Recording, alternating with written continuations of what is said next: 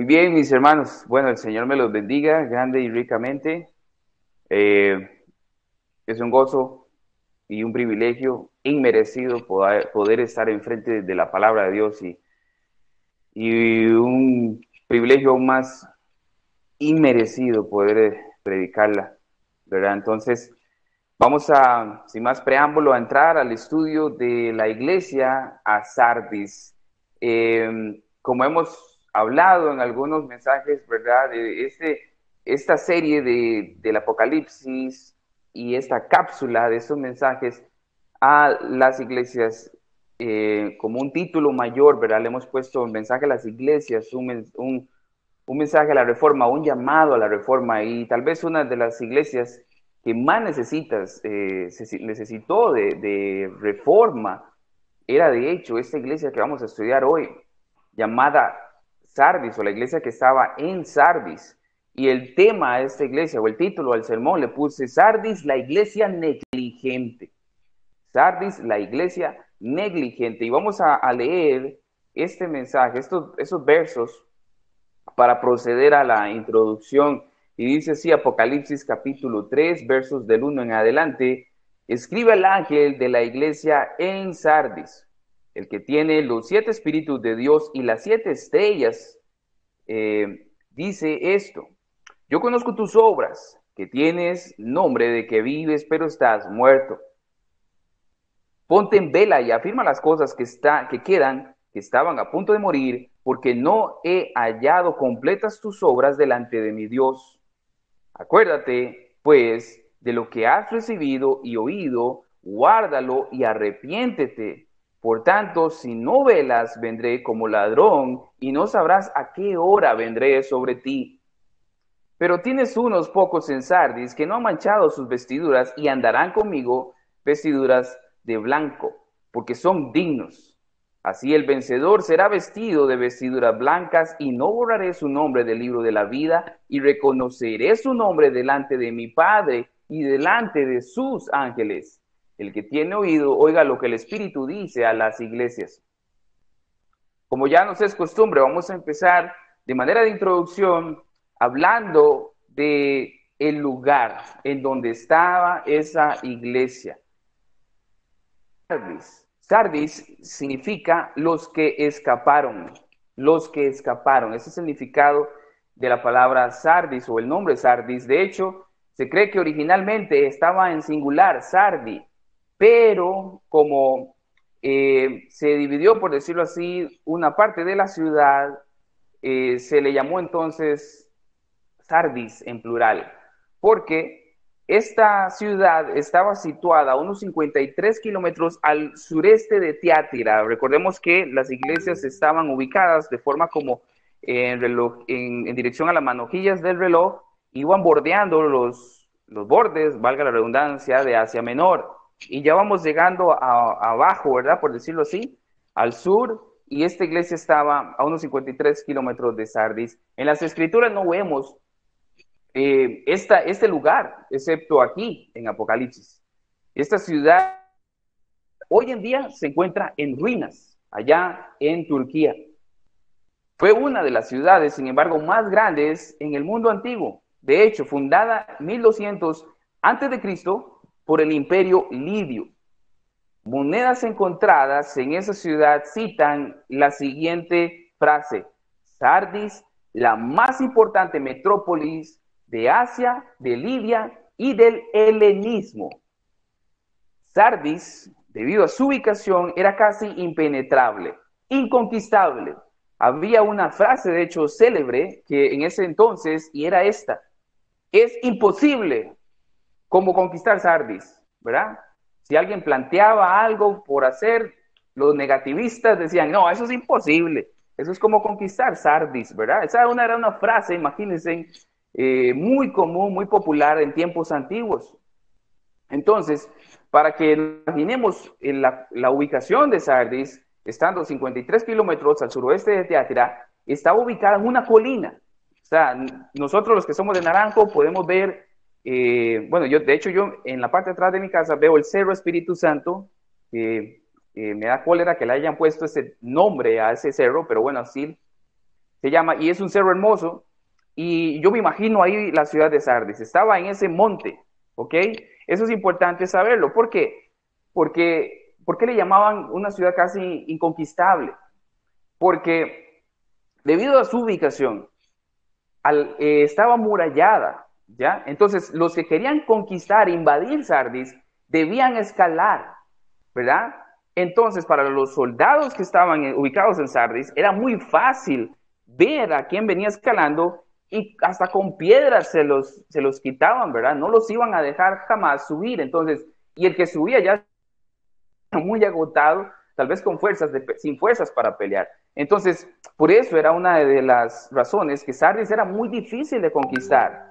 Pero, sin embargo, fue tomada por Ciro el Grande, perdón, el que encontramos en la Biblia, en el Antiguo Testamento, el año 549 antes de Cristo. Él la conquistó. ¿Cómo lo hizo? Bueno, los ciudadanos de la misma Sardis, que creían que era inexpugnable, inconquistable, por estar construida sobre una colina, ¿verdad? Y sus lados caían perpendicularmente sobre las llanuras, se olvidaron de fortificar un punto débil. Entonces, el gran general estudió la ciudad y se dio cuenta de que habían descuidado y se enfocaron en solo cuidar el lado sur. O sea, ese general se estudió la ubicación, se dio cuenta que había un punto débil y por ahí subieron la noche y conquistaron la ciudad. La gente de la ciudad, los soldados de la ciudad estaban tan confiados que solo cuidaron la entrada principal del lado sur. Entonces, bueno, de esa manera, por unas pequeñas quebradas que la gente de Ciro aprovechó con sus buenos escaladores para tomar la ciudad de noche y por sorpresa. La segunda parte del versículo 3, de hecho, parece aludir a esta sorpresa, que de hecho no fue la única, porque después de 3 siglos de oscuridad fue tomada de nuevo por sorpresa por Antíoco III el Grande, 218 años antes de Cristo. También algunos historiadores comentan que algunos soldados que les tocaba hacer vigilia en esos muros, a uno se le cayó el casco, ¿verdad? Y bajó por la peña, volvió a subir, entró por la entrada principal. Entonces, en el momento que entraba por la entrada principal, los enemigos que estaban tal vez ocultos aprovecharon y entraron e invadieron la ciudad. En cuanto al segmento religioso, Sardis predominaba allí, o predominaban ya en Sardis, más bien el culto a la diosa Cibeles o Artemisa, es la misma para los griegos. El templo que se le quiso edificar a esa diosa ni siquiera fue terminado, no fue terminado. Y de ahí el por qué Jesús agarra en su carta y les dice, hallo sus obras incompletas. O sea, ustedes están peor que la gente de Sardis, ¿verdad? Que ni pudieron terminarle el templo a su diosa, pero ustedes están peor porque intentaron hacer algo para mí y no lo completan. Ahorita hablamos de eso. Bueno, a esta diosa de Cibeles tenían una creencia en porque le atribuían a ella un cierto poder de suscitar muertos. De hecho, los de Sardis, los sardianos, estaban muy interesados en la resurrección. Y de hecho, ellos tenían un gran cementerio llamado la Ciudad de los Mil Montes, donde esperaban que esta diosa resucitara a sus difuntos. También ellos tendían en la ciudad fuentes calientes de agua, donde las cuales creían que eran para sanidad de las personas. Entonces vean la idolatría, igualmente la superstición de estas personas en ese culto pagano a sus dioses. Obviamente también se promovía el culto a César.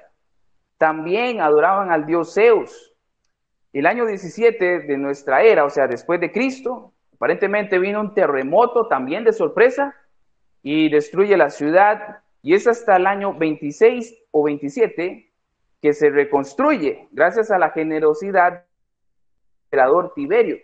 En agradecimiento, quisieron levantar un templo en honor a ese emperador, toda esta gente idolátrica, ¿verdad? Pagana, pero no le fue negado el permiso y se lo concedieron a Esmirna. Sin embargo, se le autorizó levantar un templo a la madre de Tiberio, Livia. Entonces, fue haciéndose más importante esta ciudad bajo el imperio de Roma, aunque la fundación de Pérgamo le fue restando importancia a Sardis. Según Josefo, el historiador, Sardis fue una ciudad muy poblada, de hecho también por judíos.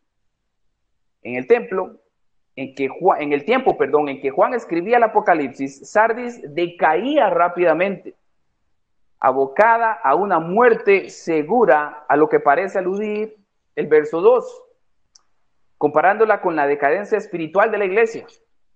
En sus tiempos de esplendor, Sardis era renombrada por sus industrias de lana, de tintorería, y sus habitantes tenían fama de licenciosos y arrogantes, tanto por su riqueza en oro como la supuesta inexpugnabilidad de la ciudad.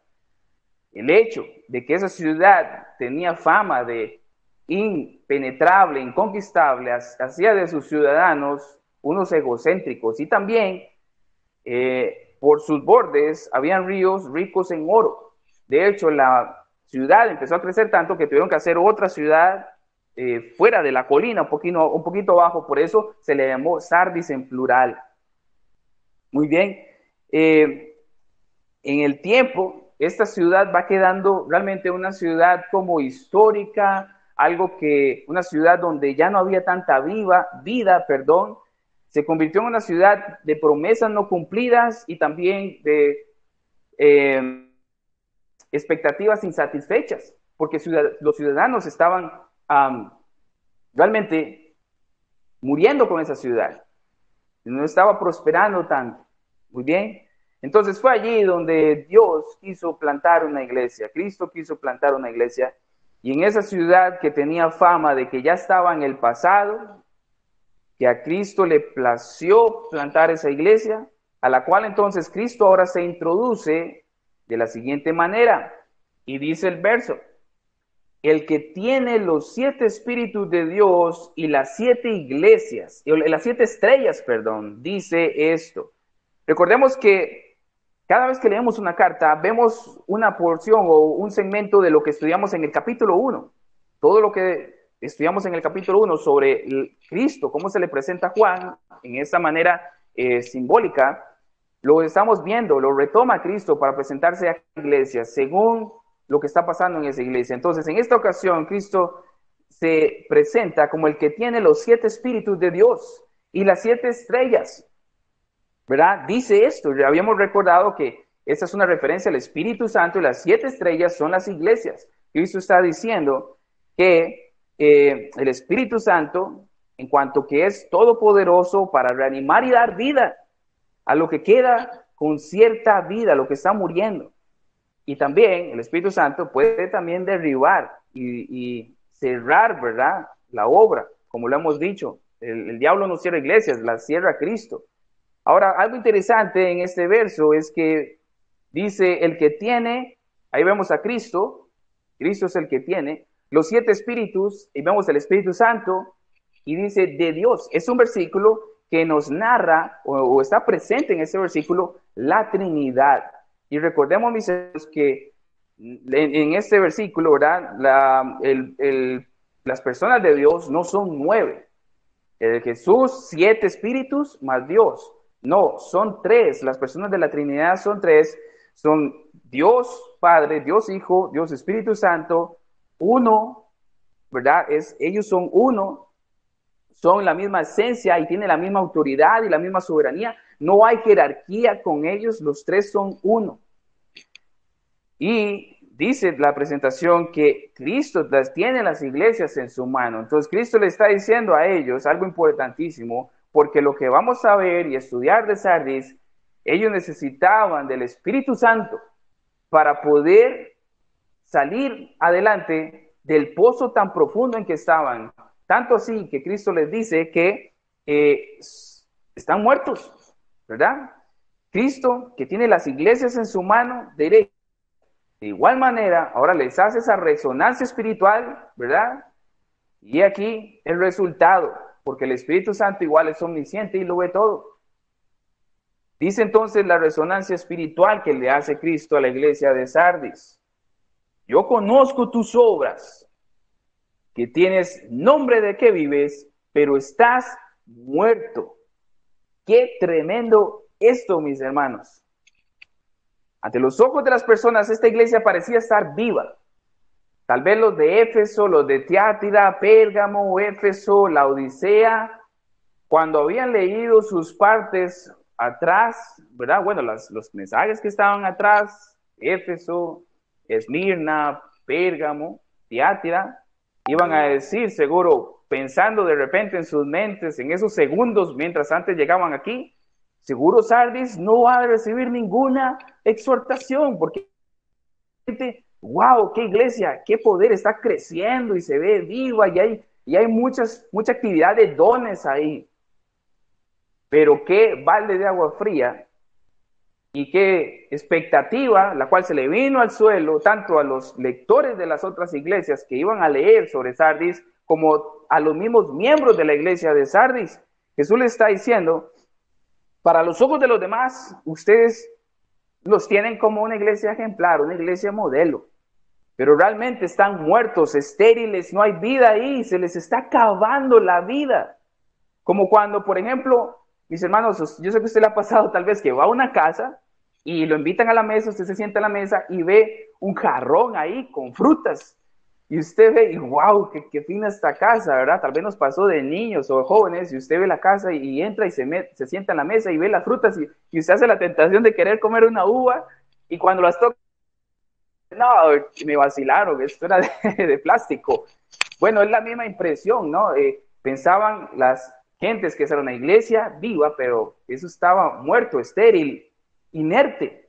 O como también, por dar un ejemplo, aquellos matrimonios que tal vez se ven que de la mano afuera en la iglesia y se abrazan y besos y un amor, ¿verdad? Y las personas dicen, wow, qué lindo ese matrimonio, qué envidia, qué ganas y cómo hacen ustedes, pero resulta que están juntos pero no revueltos, están divorciándose, están ya divorciados del corazón y eso está acabando. Pero ante los ojos de los demás, del Facebook, de Instagram, así fotitos y te amo y te extraño y hola y todo, pero son puro paquete, ¿verdad? Como decimos los ticos, puro paquete. Igual estaba esta iglesia. Eso fue un ejemplo, dos ejemplos para ilustrar un poquito cómo estaba esta iglesia ante los ojos de los demás, pero Cristo y el Espíritu Santo, quien lo ven todo, les dicen, ustedes tienen fama de estar vivos, pero ¿saben qué? Están muertos, están muertos. O sea, tenían una apariencia de piedad, pero negaban la eficacia de ella, como dice 2 Timoteo 3:5, como Pablo le dice a Timoteo, hablando de aquellos, ¿verdad? Que tendrán apariencia de piedad, toda esa apariencia, pero realmente negarán la eficacia de ella. Esta iglesia estaba llena de esos tipos de cristianos, entre comillas, que tenían esa apariencia, todo era apariencia, de espiritualidad, de piedad, pero realmente estaban muertos. Esta iglesia tenía un nombre que no tenía nada que ver con la realidad. Ahora, si notamos en la lectura que hicimos, a esta iglesia no se achaca o se le señala un pecado específico como a las otras, ¿verdad? A Efesios se le dijo, pero tengo algo contra ti, has dejado tu primer amor. A Esmirna no se le dice nada, todo es excelente, una iglesia realmente ejemplar. Pero pasamos a Pérgamo y había problemas ahí con los nicolaitas y con la situación de aquellos que seguían la doctrina de Balaam, ¿recuerdan? Y luego pasamos a Tiátira con aquella Jezabel. Entonces se mencionan problemas específicos, pero aquí no hay nada específico. En ese sentido, debido a esto, entonces me voy a servir más bien de los consejos que Cristo le da a la iglesia para señalar deficiencias, ¿verdad? Específicas que ya entonces estaban ahí y están implícitas en los consejos. Por ejemplo, el verso 3 dice, acuérdate pues de lo que has recibido y oído, guárdalo y arrepiéntete. Por tanto, si no velas, vendré como ladrón y no sabrás a qué hora vendré sobre ti. O el verso 2 que dice, ponte en vela, afirma las cosas que quedan, que estaban a punto de morir, porque no he hallado completa tus obras delante de mi Dios. Vamos a agarrar esos consejos y sacar lo que está implícito ahí, para entonces hacer énfasis en cosas importantísimas que estaban llevando o llevaron a esta iglesia a que Cristo la viera, el Espíritu Santo la viera y les dijera a ellos, ustedes están muertos. Y quiero empezar por el versículo 3, donde se señala que se olvidaron de lo que habían recibido y oído desde el principio. O sea, eso quedó incompleto, como el templo de aquella diosa Artemisa, Cibeles. No se lo dejaron completo, por eso Cristo les dice, ustedes están peor. Aquellos paganos no le construyeron un templo a Artemisa, pero sus obras ante mí, que soy un Dios real, están incompletas. Y lo que recibieron desde el inicio no lo han continuado. No había continuidad con la perpetuidad de la ortodoxia y la práctica.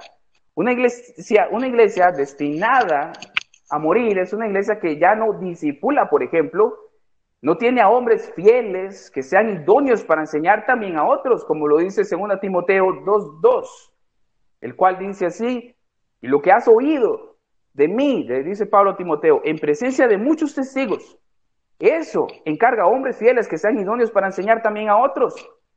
¿Cuál es el reclamo en el versículo 3 o el consejo, no? Acuérdate, ¿verdad? Pues de lo que has recibido y oído. Era una iglesia que no estaba entonces haciendo este mandato. Eso le dijo Pablo a Timoteo, una iglesia que se había olvidado de lo recibido y mucho menos lo estaba transmitiendo. Se olvidaron no solo de continuar con la buena doctrina, sino el de vivir la compasión con entrega, no cediendo a la presión pagana de la cultura que los rodeaba. Como por ejemplo, también Dios lo mencionó en Isaías 29:13, también quejándose del pueblo. Dijo entonces el Señor, Isaías 29:13, por cuanto este pueblo se me acerca con sus palabras y me honra con sus labios, pero aleja de mí su corazón y su veneración hacia mí es solo una tradición aprendida de memoria.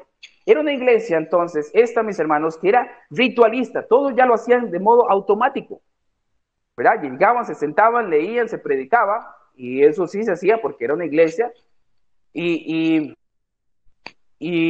se despedían, se abrazaban, daban ofrendas, y vámonos. Todo era pura automatización de los procesos religiosos, pero no había ese espíritu ferviente por Cristo. Su adoración era vacía, le faltaba la llenura del Espíritu Santo, por eso Cristo se les presenta como el que tiene los 7 espíritus de Dios.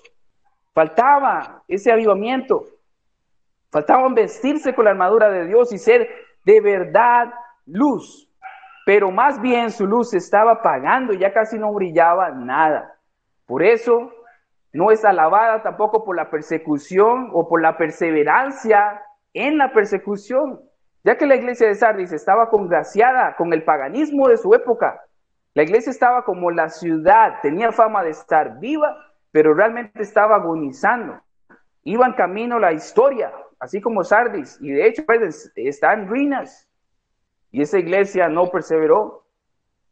Llegó a ser también un recuerdo del pasado. Así como Sardis nunca terminó el templo de Cibeles, del mismo modo la iglesia, sus obras quedaron también incompletas para el Señor. Iniciaban algo, pero no lo terminaban. Para ser aún más enfático en este punto, ¿verdad? Sardis se había olvidado de ejercer, por ejemplo, los medios de la gracia, los medios de gracia. Y repasemos los medios de gracia, por ejemplo, la predicación de las Escrituras. La iglesia de Sardis se había olvidado de la predicación del Evangelio. Probablemente tenían una predicación light que se acomodara o que no incomodara los corazones que estaban ya habituados a doctrinas de los nicolaitas, ya estaban habituados a ser parte de gremios. Recuerda, hemos hablado de esto. Estaban ahí también para ser parte del sector obrero, tenía que participar en un gremio, y si participaba en un gremio, participaba en la adoración al Dios de ese gremio y a sus fiestas paganas. Era una iglesia que ya eso ni siquiera se predicaba, no había exhortaciones para eso. Entonces Era una predicación light, no se predicaba fuerte sobre el pecado, no se predicaba sobre el arrepentimiento, no se invitaba a la gente a ver la cruz del Calvario y a imitar a Cristo. Estaban totalmente con una zona de confort con el imperio romano, y por eso el diablo dice, no, esta iglesia está donde yo la quiero, no la voy a ni molestar, es capaz que se avivan, no hay persecución para esta iglesia. César, déjenla en paz, romanos, déjenla en paz, no se metan, ellos están bien, porque yo sé que son míos, están muertos. Segundo medio de gracia, el bautismo. Probablemente esta iglesia no ejercía un escrutinio de los candidatos al bautismo y bautizaban entonces a cualquier persona, solo porque decía de boca para afuera creer en Cristo. Y tal vez creían en Cristo. ¿Por qué? Porque en Cibeles tenían la esperanza de resucitar. Era un pueblo donde el asunto de la resurrección era muy normal, ¿verdad? Entonces ellos, bueno, Jesús resucitó y Jesús me va a resucitar, ok, eso suena bien.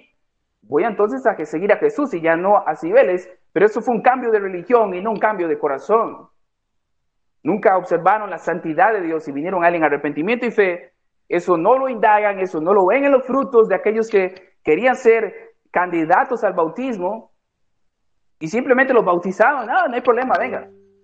Aquí no hay acepción de personas, aquí no hay problema con eso, venga, aceptamos a todo el mundo, ¿verdad? Bueno, pero yo participo en aquel gremio, no importa, venga, bautizamos. Sí, pero en aquel gremio, tengo que participar del banquete y de la adoración, porque si no me quedo sin trabajo, y si me quedo sin trabajo no puedo alimentar a mi familia. No importa, venga, lo bautizamos. ¿Usted cree en Jesús? Sí, bueno, somos de los mismos.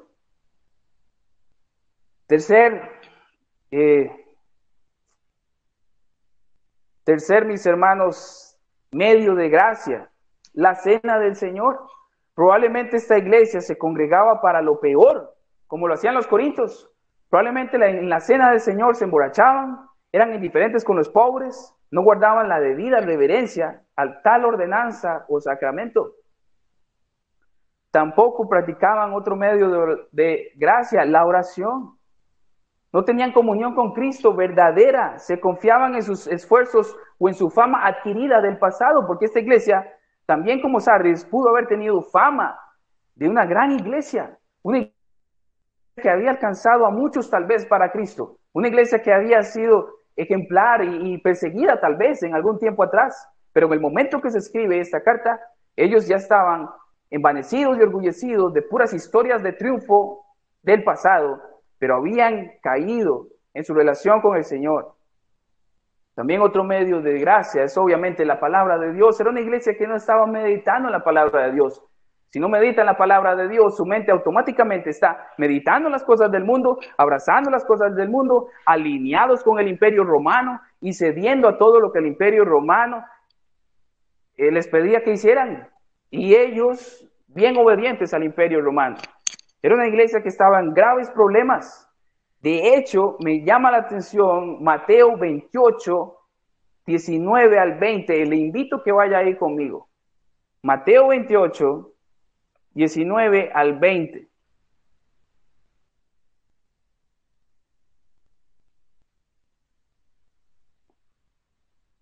Ya casi llego. Espero que no le esté ganando. Espero que usted haya llegado primero que yo. Y aquí está Mateo 28, 19 al 20, donde muchas Biblias le llaman a esto la gran comisión, ¿verdad? La mía también dice la gran comisión. Y dice el 19 al 20.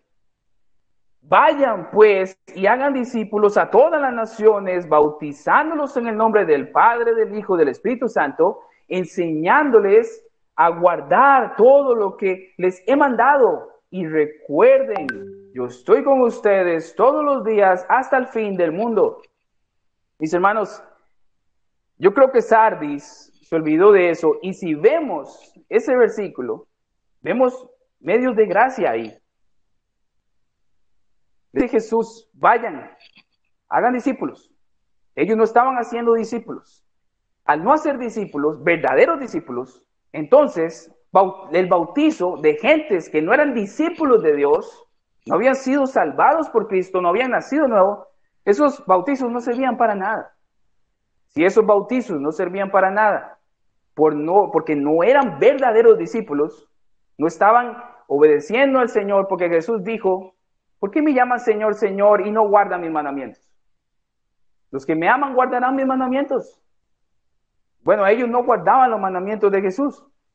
Entonces, si estos, que no eran verdaderos discípulos, se bautizaban sin ser realmente discípulos de Jesús, la enseñanza, la predicación que se les daba fuera light o heavy, ¿verdad? Fuera sana, rica, fuerte, educativa, edificante, lo que fuese. Pero el que no ha nacido nuevo, eso le entra por un oído y le sale por el otro. Y si eso pasaba, si no hacían discípulos verdaderos, los bautizaban, les trataban de enseñar, esa gente que está muerta no tenía memoria de las cosas, no iban a memorizar, no iban a guardar, ¿ya?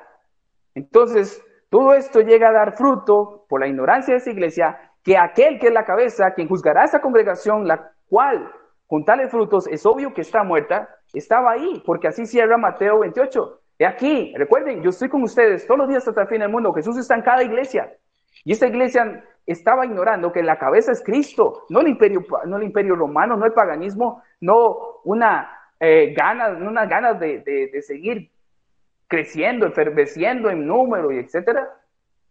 Hasta aquí, mis hermanos, aportar algunas aplicaciones, y yo sé que usted ya en su mente tiene muchas, tal vez más de las que yo voy a decir, pero una iglesia que comprende muy bien la doctrina, por ejemplo, del llamamiento eficaz, y no está llamando al pecador al arrepentimiento, es una iglesia que hace la obra incompleta, como Sardis. Podemos tener, mis hermanos, la mejor doctrina, estar seguros de la doctrina, pero este punto, el llamamiento eficaz, ¿de qué sirve yo entender el llamamiento eficaz si no sé que soy yo el instrumento que Dios puede usar para llamar eficazmente al pecador para que venga al arrepentimiento? Es una obra incompleta. La iglesia debe hacer entonces un llamado al evangelismo, una iglesia que tiene un gran amor por Dios, mas no un gran amor por la gran comisión. Es una iglesia que hace la obra incompleta. Como yo puse una vez en mi red social, si un arminiano o un calvinista no evangeliza, en sus frutos, en el fondo es un hipercalvinista. Muchos pelean que tienen la mejor doctrina, pero si no estamos diciéndole al pecador, ven a Cristo, porque la ira de Dios está sobre usted, hemos ofendido a Dios, y debes venir a Cristo para perdón de tus pecados, en Él hay salvación, etcétera. Estamos haciendo una obra a medias. A medias.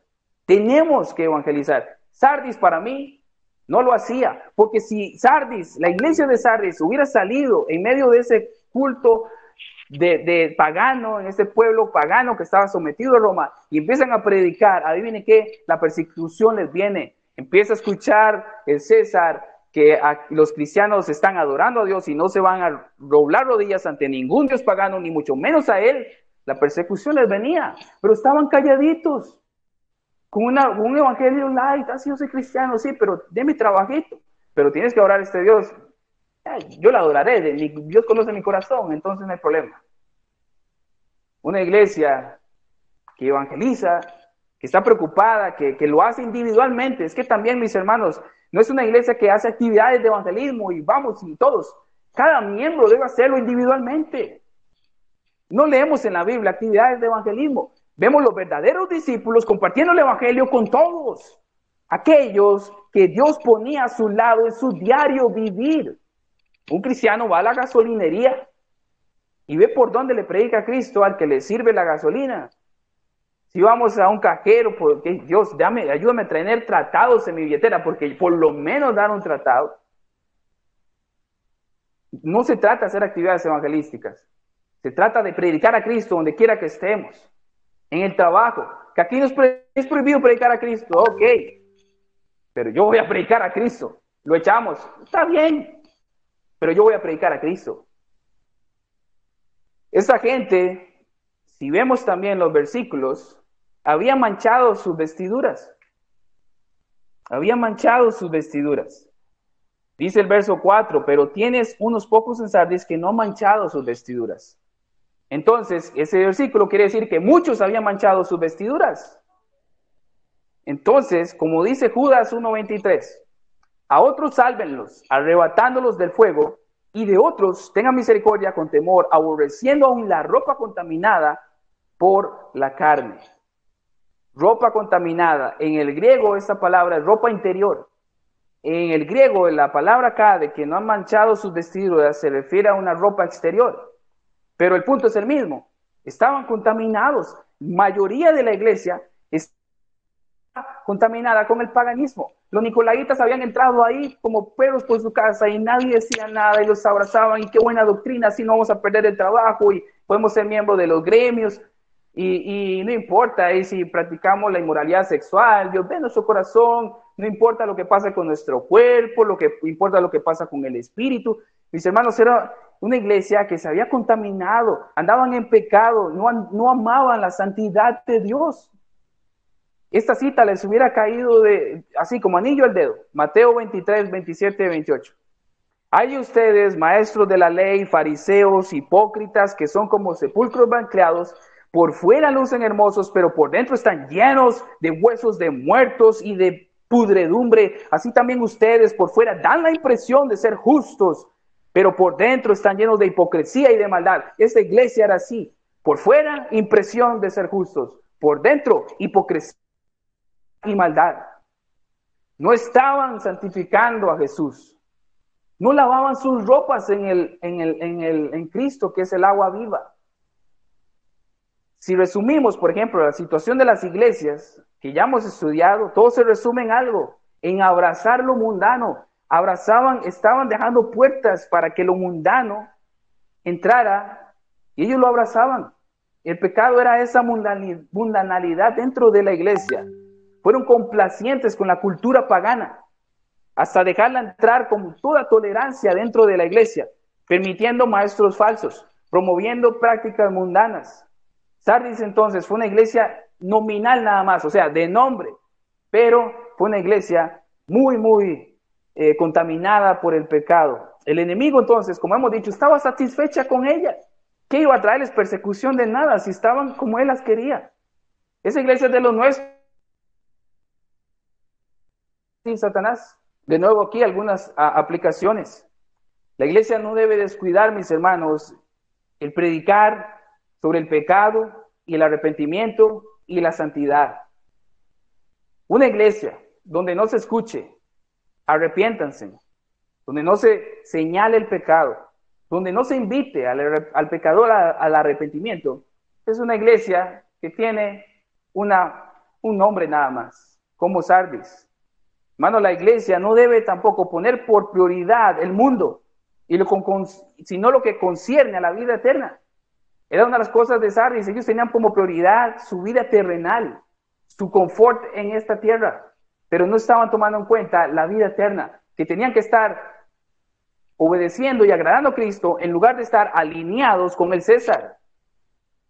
La iglesia debe ser luz en medio de las tinieblas. Sardis era tinieblas en medio de tinieblas, había muy poca luz. Nosotros debemos ser luz, y la luz es Cristo. Entonces debemos predicar a Cristo, adorar a Cristo, servir a Cristo, dentro y fuera de la iglesia. No solamente un domingo, como hemos dicho en los estudios posteriores, cristianos que son cristianos de domingo, pero de lunes a sábado no toman sus Biblias, tienen Facebook, y usted ve sus redes sociales y no ve a Cristo ahí, como que le da vergüenza que la gente vea que sea cristiano. Niegan a Cristo en sus redes sociales. Hoy está muy complicadillo ir a tocar puertas y evangelizar, ¿verdad? Por la situación en que estamos de pandemia, la gente puede rechazarnos, y aunque vayamos con la mascarilla y hay distanciamiento, pero somos la generación que podemos, por medio de la internet, alcanzar incluso gentes al otro lado del mundo. Tenemos la bendición de que la internet Dios la puede usar como un misionero virtual. Uno nunca sabe cuando alguien puede compartir un mensaje del evangelio y esa persona tiene amigos en Turquía, puede tener amigos en países donde las redes sociales no están bloqueadas. O, no sé, Dios puede hacer cualquier cosa. Alguien toma un pantallazo, se lo manda por medio de alguna otra red social como el WhatsApp a algún amigo en África. Mis hermanos, y hay cristianos que ni siquiera un mensaje evangelístico ponen en su red social. O sea, niegan a veces a Cristo con sus hechos. Y es que una iglesia, mis hermanos, que no se distingue entre el mundo y la de Cristo, no es una iglesia digna de ser llamada cristiana. Por eso Cristo implícitamente menciona en el verso 4 que muchos entonces no eran dignos. Dice el verso 4 nuevamente. Pero tienes unos pocos en Sardis que no han manchado sus vestiduras y andarán conmigo vestidos de blanco porque son dignos. Muchos de ellos no eran dignos. Era un problema ahí. Ahora nadie es digno de Cristo. Nadie es digno de decir, yo soy digno. Pero sabe que en Cristo somos dignos. Ellos ya ni se distinguían como cristianos. Son ese tipo de gente que usted a veces conoce en una empresa y usted habla con ellos y de repente, después de años, usted les pregunta, ¿y usted qué? ¿Conoce a Cristo? Sí, yo voy a una iglesia cristiana. ¿En serio usted es cristiano? Y usted se asombra, ¿en serio? Nunca lo he escuchado hablar de Cristo. Hasta ahora que usted dice ser cristiano. Hay una anécdota de un pastor que de hecho cuenta que dos personas tienen una conversación así en la misma empresa en Estados Unidos. Y uno le dice al otro, oiga, llevamos tantos años trabajando, yo no sabía que usted iba a una iglesia cristiana. Y le dice el otro, no, yo tampoco que usted. Y le dice, ¿y a cuál iglesia va? Y le dice, a esta. Y le dice el otro, yo también. O sea, llevaban años siendo cristianos, años yendo a la misma iglesia y ni siquiera se conocían siendo de la misma iglesia. Así hay cristianos que piensan que son cristianos y no lo son, están muertos. Y esta iglesia de Sardis era una iglesia llena de muertos espirituales. Aplicaciones hasta acá. La iglesia está conformada por miembros y cada miembro individual debe velar por su vida espiritual. Pablo le dijo a la iglesia de Corinto que algunos debían examinarse y ver si estaban en la fe. Sardis era una iglesia muerta y es calificada así por el pecado de llenarse de miembros muertos, una membresía light, como su evangelio, su predicación. Igual muchos cristianos hoy en día se creen cristianos, pero no lo son, están muertos. Las palabras a veces que se predican, se enseñan, entran por aquí y salen por allá. Hoy en día existen muchísimas congregaciones así como las de Sardis, que lamentablemente están muertas. Son muy carismáticas, ayudan a pobres, reparten diarios, tienen multitud de ministerios, entre comillas. Parece que está viva, crece y agarra fama en redes sociales, qué sé yo. Pero si Cristo viniese y hiciese una resonancia espiritual, les diría, ustedes están muertos. Arrepiéntanse. Y lo peor es que muchas iglesias ven esas iglesias como modelo, entonces adoptan esas prácticas cayendo en el pecado del pragmatismo. De igual manera, hay creyentes, familias que ante los ojos humanos parecieran estar vivas, pero ante los ojos de Cristo están muertos. Y lo peor es que ellos creen que están vivos, pero no lo están. Todo esto pasó ya que esta iglesia, al gloriarse de victorias, o sea, todo esto pasa ya que esta iglesia, al gloriarse de victorias pasadas, se enorgulleció y sin darse cuenta se empezó a dormir y en lugar de fortalecerse se debilitaron. Ahora, pareciera ser un poquito desordenado, pero dejé esto para el final. Vamos al versículo 2 para ver una falla más de esta iglesia, una grieta más, un pecado más. Lo quise dejar para el final.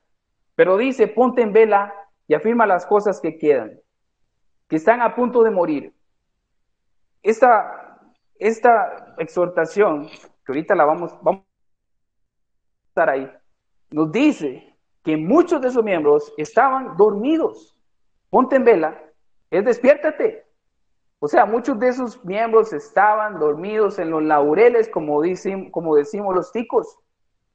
Con razón dejaban todo a medias y no lo completaban, porque el que duerme no completa su trabajo.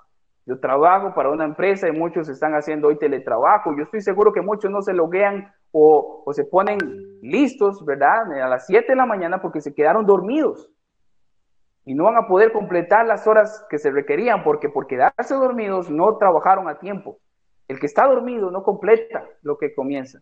El que está dormido se debilita. El que pasa durmiendo, los músculos se debilitan. Al no ejercitarlos, por estar dormidos, se debilitan. Y entonces, ¿qué pasa con una persona que le da gusto al sueño? Cae en estado de negligencia. La iglesia era una iglesia negligente. Así estaba la iglesia, dormida. A causa de ese efecto se debilitó. Pero ellos pensaban que estaban bien, pero no, estaban débiles, dormidos. Ahora sí, mis hermanos, Jesús, quien ve todo, no solamente dice que estaba muerta, sino que ahora pasa a decirle los consejos, los imperativos. Repasemos ahora de forma positiva lo que ahora sí Jesús le dice que debe hacer esta iglesia. Entonces en el verso 2 vemos dos consejos o dos imperativos. Vayamos ahora al verso 2.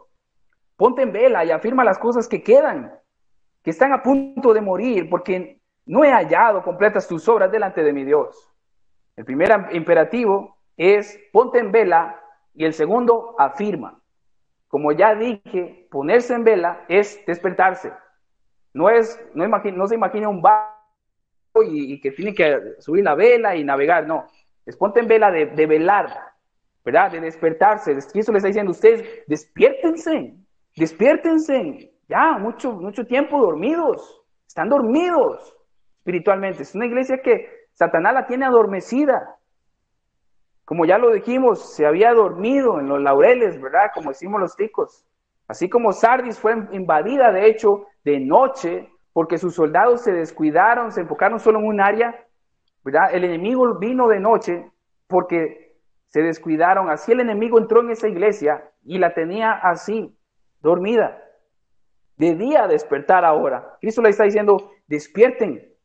Ese primer imperativo, de hecho, está relacionado con el juicio al final del mensaje, y ahorita lo vamos a ver. Para ellos volverse de este pecado, ellos necesitaban el ministerio del Espíritu Santo. Por eso la presentación al inicio, el que tiene los 7 Espíritus de Dios, Jesús les está diciendo con esa presentación, ustedes necesitan volver a mí y necesitan de estos medios de gracia que los retomen de verdad y necesitan volverse a mí con las fuerzas que da el Espíritu Santo, necesitan un avivamiento del Espíritu Santo y deben clamar a Cristo para que eso se dé. Y les dice, afirma el segundo imperativo, no solamente les dice, despiértese, sino que también les dice, afirma.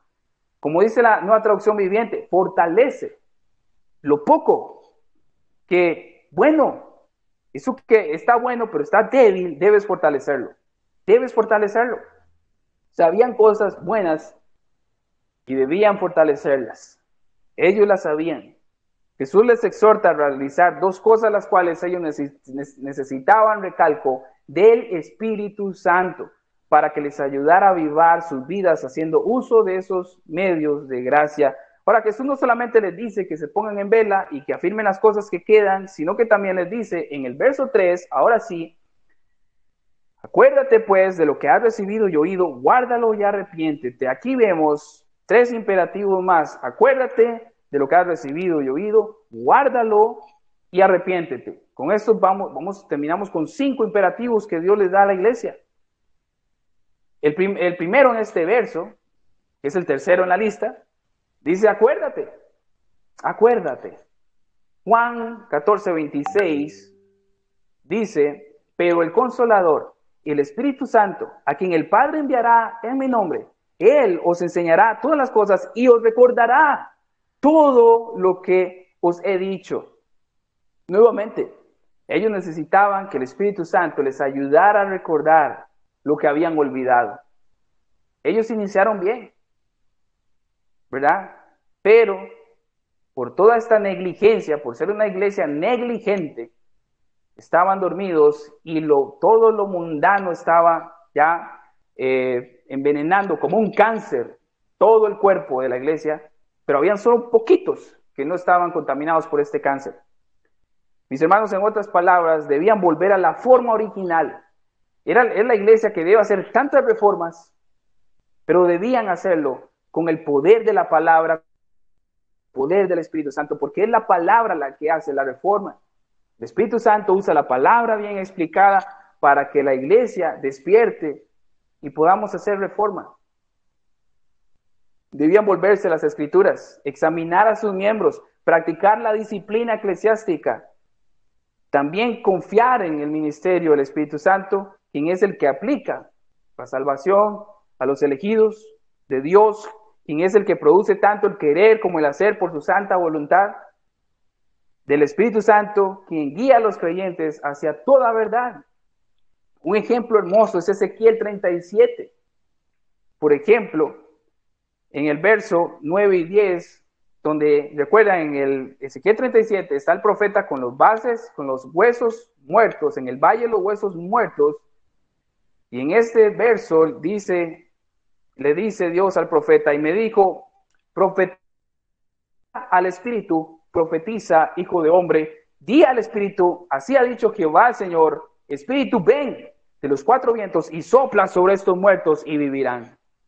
Y profeticé como me había mandado, y entró espíritu en ellos, y vivieron, estuvieron sobre sus pies, un ejército grande en extremo. Esa iglesia necesitaba, mis hermanos, que se recordara de las buenas predicaciones, agarrara el historial de predicaciones que se habían dado en esa iglesia, buenas predicaciones, y los volvieran a predicar sobre el pecado, del arrepentimiento, de vivir en santidad y de imitar a Cristo, quien fue muy perseguido y tentado en todo, mas nunca pecó. Necesitaban que se levantara ese tipo de personas en la iglesia. Los pastores que estaban recibiendo esta carta debían primeramente, como lo hemos dicho, doblar rodillas, venir al arrepentimiento y volver a predicar la palabra de Dios. Debe ser, sin agradar al hombre, pero agradar a Dios. Después de recordar lo que realmente es una verdadera iglesia, ellos deberían seguir obedeciendo.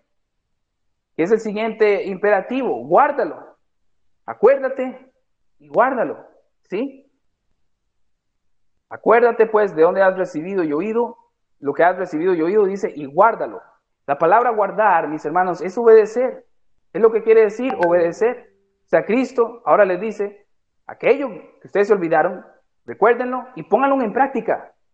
No se queden estáticos con eso, sino sean ahora luz en medio de las tinieblas, para que los dormidos despertaran y obedeciesen. Necesitaban nuevamente eso, ver a otros ahora sí obedeciendo, ver a otros diciéndole a los gremios, ¿sabe qué? Ustedes quédense con ese puesto de trabajo que para mí hay una nueva vacante para otro idólatra, pero ahora yo voy a seguir a Cristo. Sí, pero te vas a quedar sin trabajo y no vas a poder comer y tus hijos van a pasar hambre. Sí, no importa. Yo sirvo a un Cristo que está vivo, Él cuida de mí y si tengo que morir, será el día más feliz de mi vida.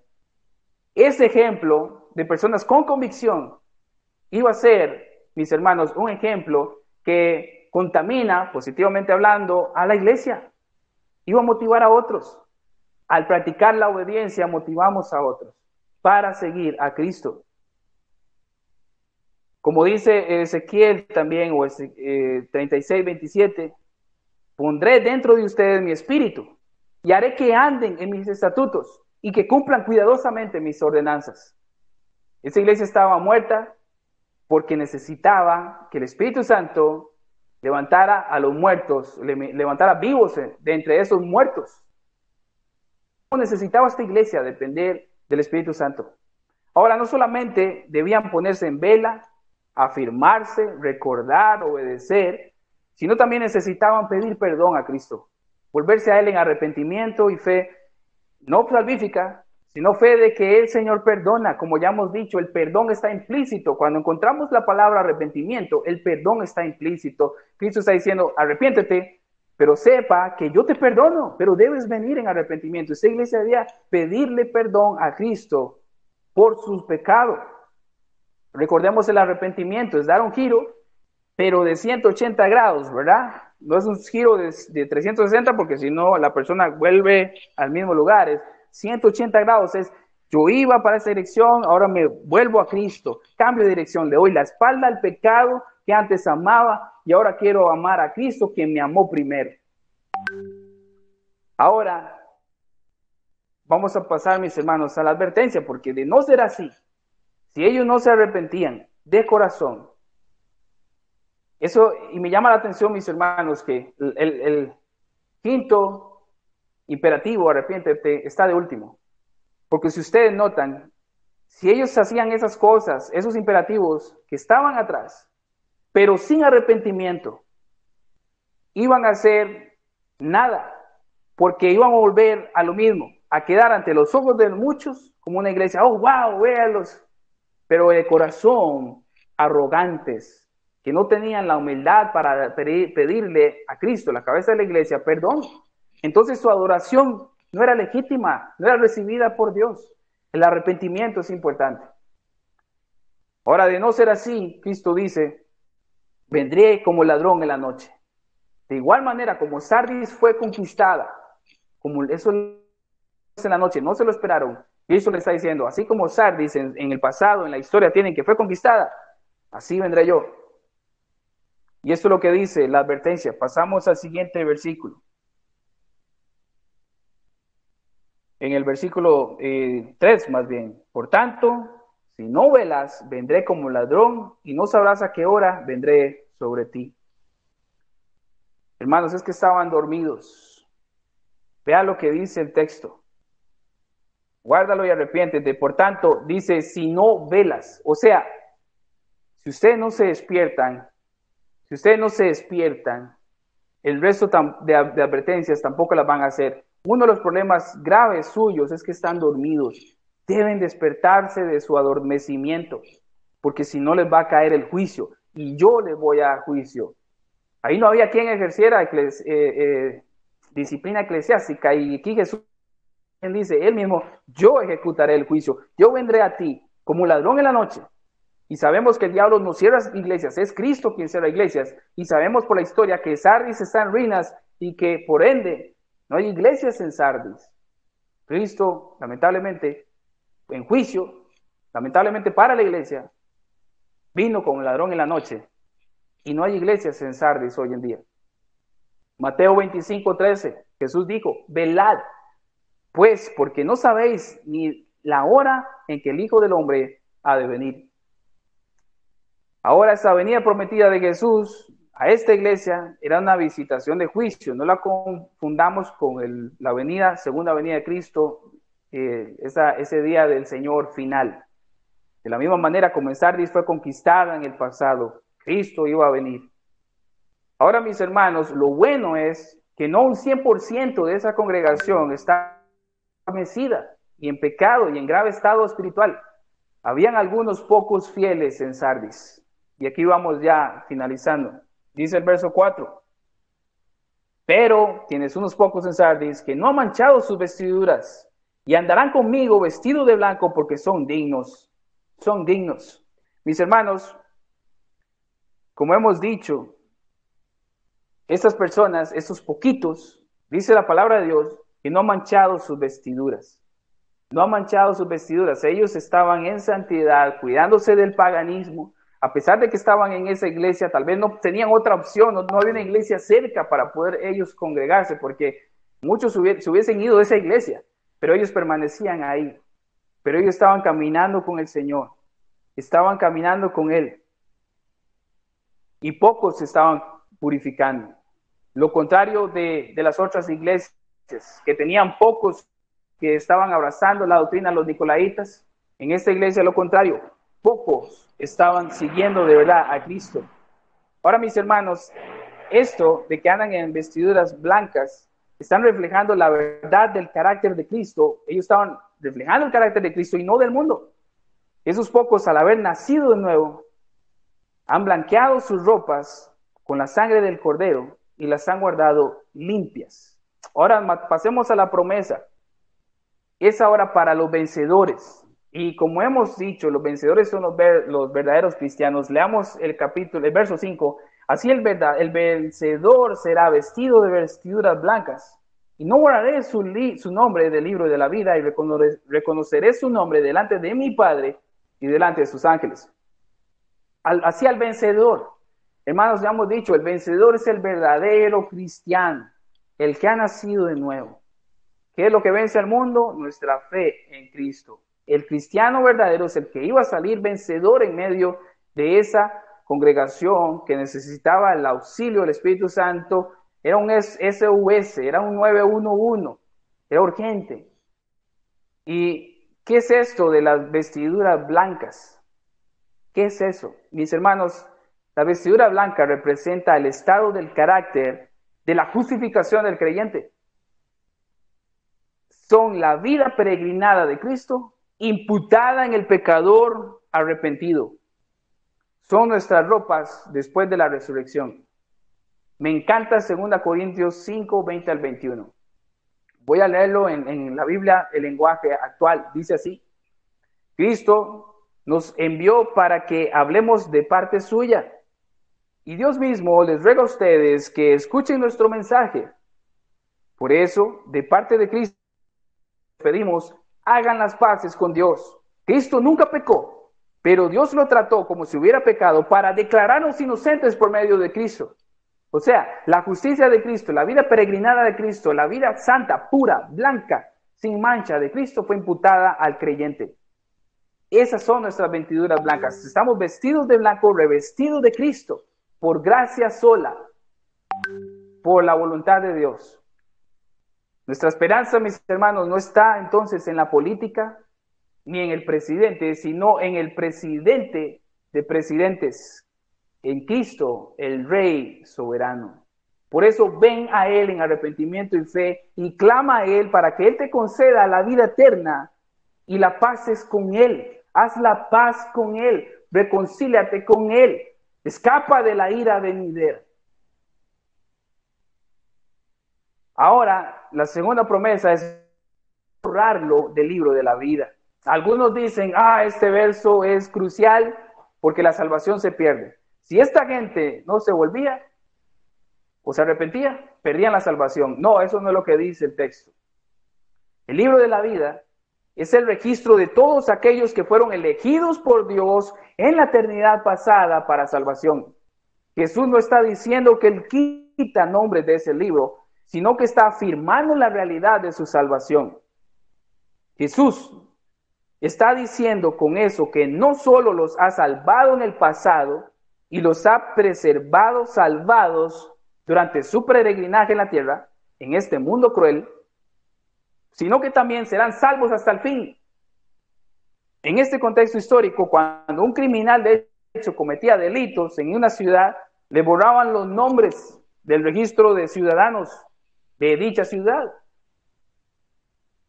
Jesús está diciendo que ellos, al haber sido declarados justos por la sangre del Cordero, ningún crimen o pecado los iba a borrar de la ciudad celestial. Es el libro que nos hace miembros de esa ciudad. ¿Por qué? Porque Jesús pagó por todos nuestros crímenes en la cruz del Calvario. Él pagó por nuestro pecado. En Él hay salvación, justificación, santificación, adopción por gracia sola. Muchos interpretan ese verso que se pierde, pero veamos un poco más los pasajes en el mismo Apocalipsis que hablan del libro de la vida. Apocalipsis 13, 8.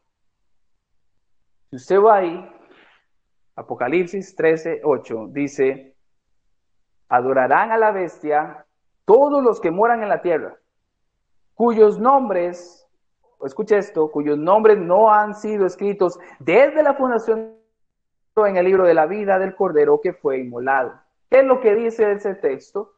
Este texto señala o enseña que aquellos cuyos nombres están escritos en el libro de la vida definitivamente no adorarán a la bestia. Es lo que está implícito ahí.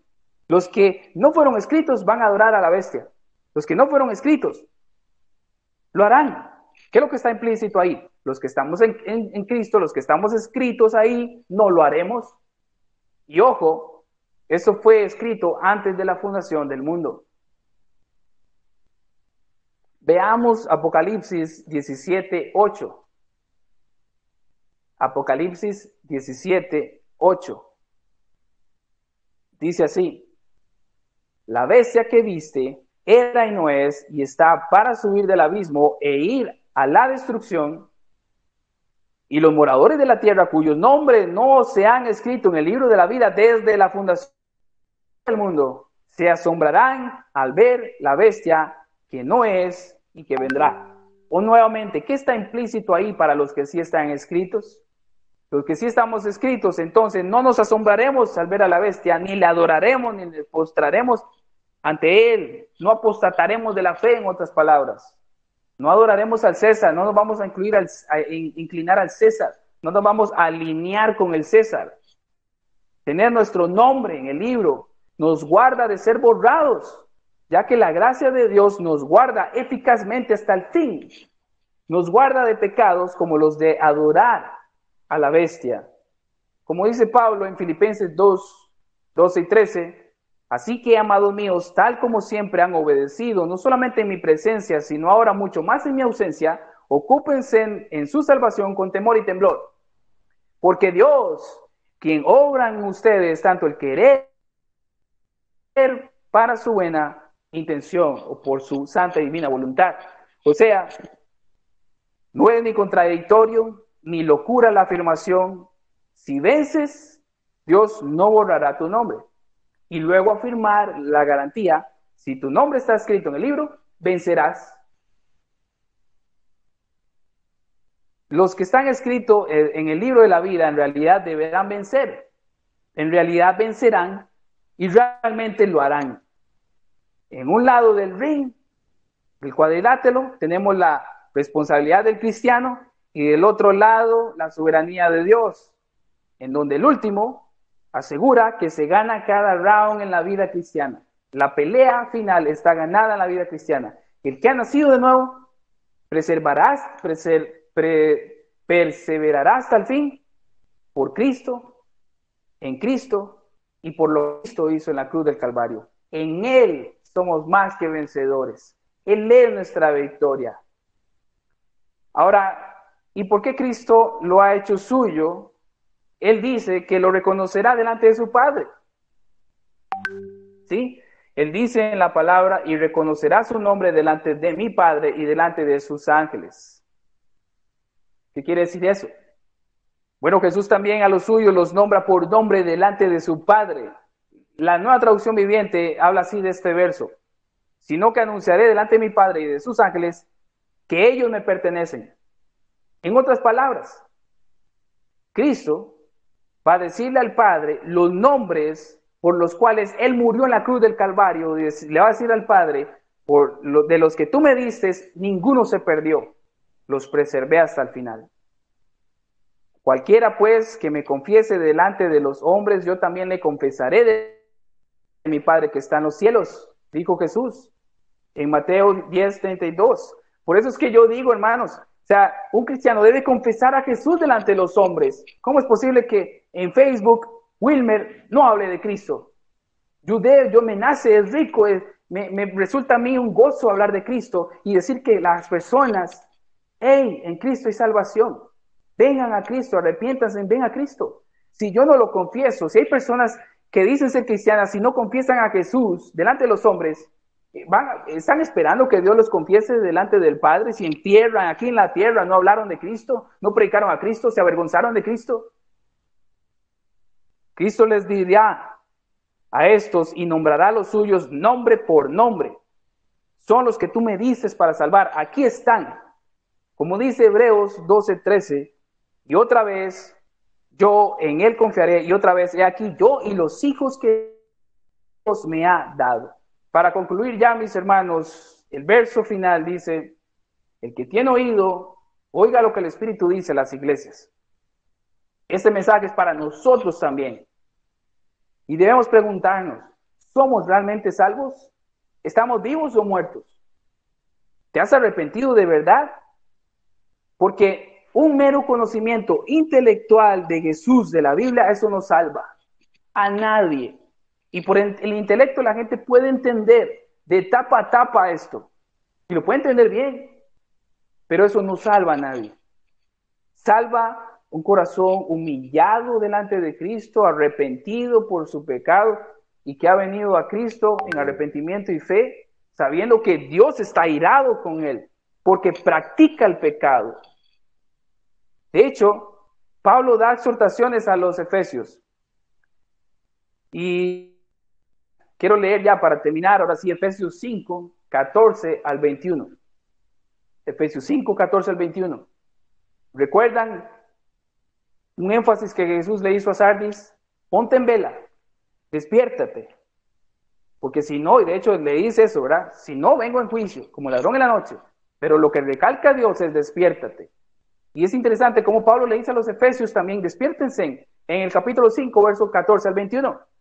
Por esta razón dice, despiértate tú que duermes y levántate entre los muertos y te alumbrará Cristo. Ahora vienen las aplicaciones. Por tanto, tengan cuidado cómo andan, no como insensatos, sino como sabios, aprovechando bien el tiempo, porque los días son malos.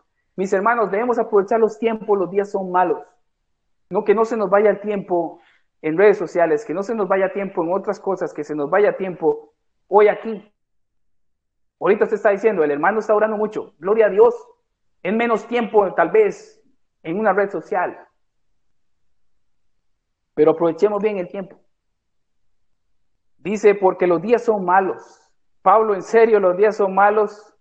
Usted vio nuestros días, Pablo, y están bien malos. Así pues, no sean necios, si no entiendan cuál es la voluntad de Dios. No se embriaguen con vino, en el cual hay disolución, y vean aquí el llamado a venir al Espíritu Santo, si no sean llenos del Espíritu. Es lo que la iglesia de Sardis necesitaba, llenarse del Espíritu, dejar la embriaguez mundana que estaban. Igual nosotros, igual cada cristiano, igual cada familia. Dice, hablen entre ustedes con salmos, himnos y cánticos espirituales, porque alguien que está buscando del Espíritu Santo, de la presencia del Señor, mis hermanos, es lo que va a pasar. Empezamos a alabar a Cristo, empezamos a cantar salmos, empezamos a alabarlo a Él. En el culto, Wilmer, no, todo el día, todos los días, no solamente en el culto. Porque no solamente los domingos debemos buscar la presencia de Dios, cantando y alabando en su corazón al Señor. Den siempre gracias por todo en el nombre de nuestro Señor Jesucristo, al Padre. Y ojo, la última parte, sométanse unos a otros en el temor del Señor. Cuando estamos en el Espíritu y faltamos alguna autoridad porque somos humanos, pecamos, bueno, pedimos perdón, bueno, nos arrepentimos, bueno, aprendemos que, Señor, todavía me cuesta someterme, ayúdame. Ayúdame, Señor, porque con el que peco primeramente es contigo. Me arrepiento, ayúdame. Pero eso lo hacemos cuando estamos necesitados, apercibidos de que necesitamos del Espíritu Santo todos los días. Mis hermanos, hoy nos acostamos contentos, qué bueno estuvo el mensaje, o el hermano Wilmer, qué bárbaro, no estuvo esto bien, no sé lo que usted piense, pero el punto es que hemos escuchado la palabra de Dios por más de una hora y nos acostaremos y mañana empieza un día nuevo, una lucha nueva, y necesitamos ir en búsqueda del Señor nuevamente. Empezamos de cero. Cuando usted abra los ojos mañana, empezamos de cero. No nos podemos dormir. La iglesia de Sardis se olvidó de eso y empezó a olvidarse, por ende, dormirse, y sin darse cuenta estaba así abrazado del mundo y no lo quería soltar y no se daban cuenta, mis hermanos, y terminaron llenándose de gente muerta espiritualmente en la iglesia. Hasta aquí el mensaje, que el Señor nos ayude a hacer una iglesia viva, que Dios levante, si hay muertos, los vivifique, los levante, mis hermanos, y para que el mensaje de Dios cobre vida en nosotros, nos ayude. Si usted anda bien caminando con el Señor, vele por su vida espiritual, vele por su familia. Estamos en tiempos malos. Por más que el César quiera presionarnos para acomodarnos a lo que él dice, hermanos, recordemos que nos vamos a acomodar a lo que la Biblia dice y no nos vamos a sujetar al César, no nos vamos a alinear al César para nada. Seguiremos a Cristo, aunque terminemos predicando y adorando a Cristo debajo de un árbol de jocote. Y qué bendición cuando sean temporadas de jocote, si tenemos que adorar a Cristo debajo de un árbol de jocote. pero lo haremos así. Nada nos detendrá de que en este mundo la iglesia se congregue y sirva a Cristo y ame a Cristo y predique a Cristo y predique del pecado, del arrepentimiento y el perdón de pecados que hay en Cristo Jesús y de la ira de Dios está pronto a venir sobre este mundo cruel y perverso. Oremos. Padre Santo, gracias. Tú eres bueno, poderoso, santo, 3 veces santo. Señor, qué tremenda está esta iglesia. Una iglesia negligente. Señor, ayúdanos primeramente a nosotros mismos a no ser negligentes con nuestra vida espiritual. Señor, esto es una carrera personal. Yo no puedo ser negligente por mi esposa, ni mi esposa ser negligente por mí. Yo debo ser negligente por mi vida espiritual. Yo daré cuenta a Dios por mi vida espiritual. Ahora, Señor, como cabeza de hogar, yo daré cuentas a mi esposa, por mi esposa y mi hijo. Ayúdame a ser diligente con mi casa. Yo soy pastor de mi casa, sacerdote de mi casa, profeta en mi casa, rey en mi casa. Señor, ayúdame. Ayúdanos. Ayúdanos, Señor, a ser miembros de tu iglesia, que no se duermen, que están en vela, que están en oración. Señor, que oramos unos por otros. Te pido, Señor Dios, una vez más por nuestro pastor. Te pido por los que nos enseñan tu palabra. Te pido, Señor, por cada uno de mis hermanos. Señor, pecamos. Somos frágiles, débiles, pero en ti, Jesús, podemos siempre estar en victoria.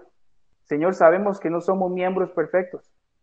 Cometemos errores, pero Señor, que el perdón, que el amor reine. Que sea una iglesia, Señor, que tiene los pies en la tierra, pero el corazón en el cielo y la mente en el cielo. Señor, aviva nuestros corazones, aviva tu obra en medio de los tiempos dala a conocer. En medio de tu ira, acuérdate de tu misericordia. Ten misericordia, Señor, ayúdanos a predicar el evangelio, ayúdanos a ser discípulos. Danos discípulos, Señor, queremos buscarlos. Ayúdanos, Señora, que entendamos cada vez mejor el llamamiento eficaz, pero que no se nos olvide que tú llamas eficazmente a través de la iglesia. La iglesia debe predicar el evangelio en su diario vivir, en su cotidianeidad. Ayúdanos a practicar eso, para la gloria y alabanza suya. Te adoramos, te rendimos todo culto, toda adoración. Gracias, Señor, por la palabra de hoy. Me has hablado, me has exhortado, Señor. Y primeramente yo, Señor, te pido perdón por si he tenido días de adormecimiento, días que podría descuidar mi vida espiritual, Señor. Ayúdame a no hacerlo más, a vivir una vida avivada, Señor, en vela por las cosas espirituales. Ayúdanos a buscar primeramente el reino de los cielos, su justicia, y lo demás sabemos que vendrá por añadidura. Guárdanos de buscar añadiduras. De eso te encargas tú, Señor. Tú lo prometes, tú lo cumples. Te adoramos, te exaltamos. Bendice la congregación, toda congregación que predique la verdad, bendícela. Bendice a los pastores, guárdales, guarda a sus familias. Oramos, Señor, por los que están enfermitos, por hermano Francisco, por nuestro hermano Moisés, Señor, por la hermana Flor, por tal vez algunos otros que estén un poquito delicados de salud, hermana Evelyn, Señor. Sigue fortaleciendo la salud y que podamos, los años que nos quedan de vida, Señor, gozar de salud para poder servirte, Señor. Lo que yo sé que las decisiones que tomamos es buscando salud, porque en nuestro corazón queremos servirte y necesitamos salud, queremos salud para servirte. Ayúdanos, Señor, sobre todo con nuestra salud espiritual. Y por eso te damos gracias por la predicación de su palabra. Te adoramos. Si alguien ve este mensaje luego en redes sociales, te pido que tu Espíritu Santo hable a su corazón y que pueda venir a Cristo en arrepentimiento y fe, que clame por perdón, que se reconcilie con Dios y que tú le concedas esa vida eterna que solo tú concedes. Concede esos métodos o formas de gracia para el crecimiento de la vida espiritual. Ayúdanos, Señor, a tomar en cuenta muy en serio esos medios de gracia, no descuidarlos, Señor, para gloria y alabanza suya. Así oramos, Señor, en tu nombre, Jesús. Solo a ti la gloria, Señor. Amén. y amén. El Señor les bendiga, mis hermanos.